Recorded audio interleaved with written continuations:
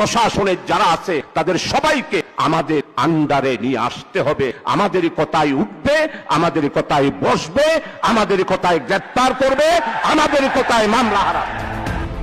প্রশাসন আমাদের কথায় উঠবে, আমাদের কথায় বসবে, আমাদের কথায় গ্রেপ্তার করবে, আমাদের কথায় মামলা করবে, এমন মন্তব্য করেন জামায়াতের কেন্দ্রীয় কর্ম পরিষদের সদস্য ও সাবেক সংসদ সদস্য শাহজাহান চৌধুরী। 22 নভেম্বর জামায়াতের চট্টগ্রামের নির্বাচনী দায়িত্বশীলদের সমাবেশে এসব কথা বলেন তিনি। তার এই বক্তব্যকে ঘিরে রাজনৈতিক মহলে চলছে ব্যাপক আলোচনা ও সমালোচনা। শাহজাহান চৌধুরী বলেন, জামায়াত ইসলামের জন্য আজকের এই সুযোগ ভবিষ্যতে আর আসবে না। পাচারকৃত দেশের দুর্নীতির টাকার পার্শ্ববর্তী দেশ ভারত থেকে বস্তা বস্তা টাকা ও অস্ত্র দেশে ঢুকবে।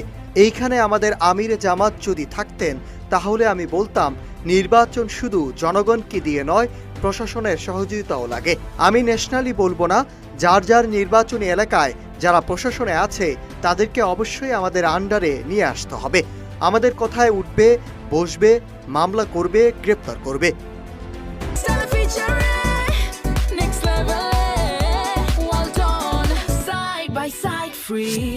বক্তব্যের এক পর্যায়ে কেন্দ্রীয় এক নেতার দৃষ্টি